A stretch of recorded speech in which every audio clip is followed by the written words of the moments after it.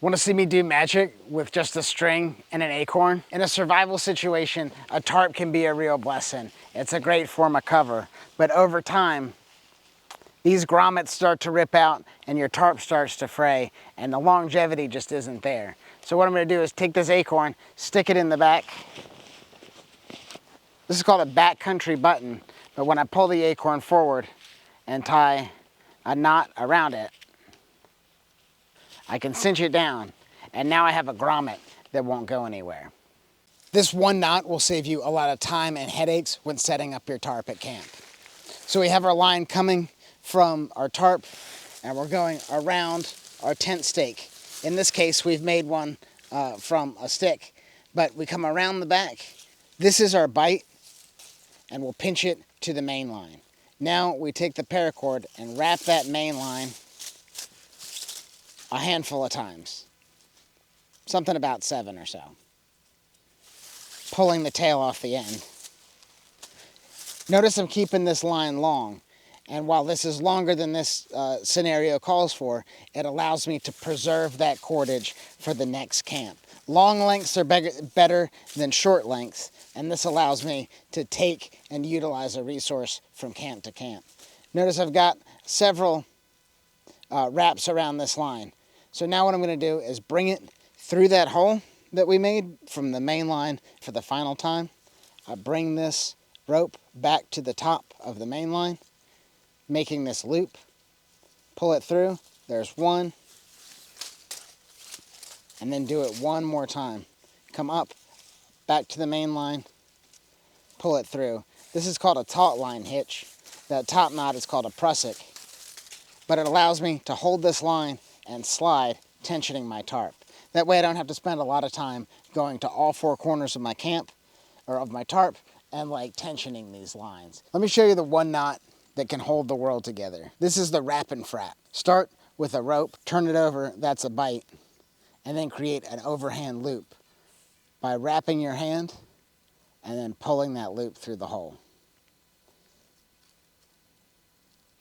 Gives you a loop up top and a long tail. That's essential for what we're doing here.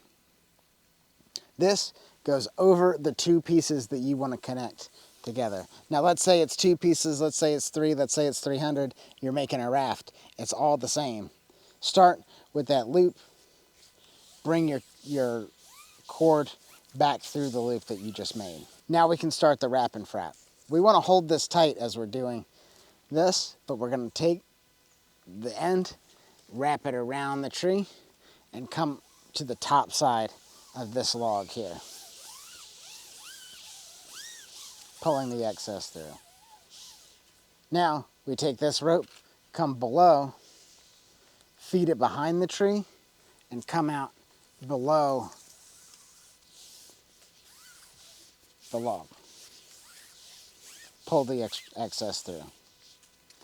Bring this rope now above the log, behind the tree, dressing the knot to take out as much slack as we possibly can. We're going to continue this pattern for a couple of times, at least 3. Dressing the knot each time, coming from the top to the bottom, and then wrapping around the tree again, coming out on the bottom side of the log, pulling the end through. We're going to the top again, following the line of ropes that we just made as closely as we can, eliminating all the slack, pulling the end through.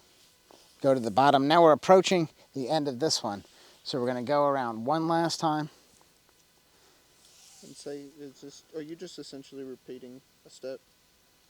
Kind of. Yeah, so I'm repeating the previous steps, bringing it to the front, over the top, back and around. Now, for the final step, what I need to do is change the direction and cinch up all this tension that we just created. So by doing that, I come around the tree for the last time, and now I change the direction and start wrapping it perpendicular to those straps we just made. So there's one wrap, and I'm going to pull it tight, and watch how these cords here pull together. So notice these wires, or these ropes, when I pull on this one, it's cinching the tension out, or it's cinching the slack out of those cross ropes. I come around again, pull it again, and I'm taking out even more slack. You can see it tightening up together. Going again, getting it as tight as I possibly can. Going back at least 3 times here.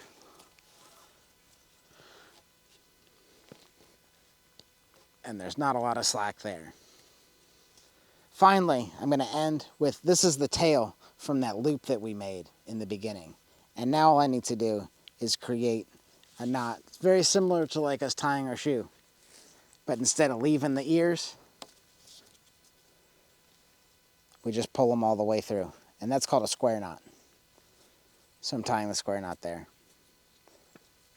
And when I'm all done, you'll see how sturdy this pole is.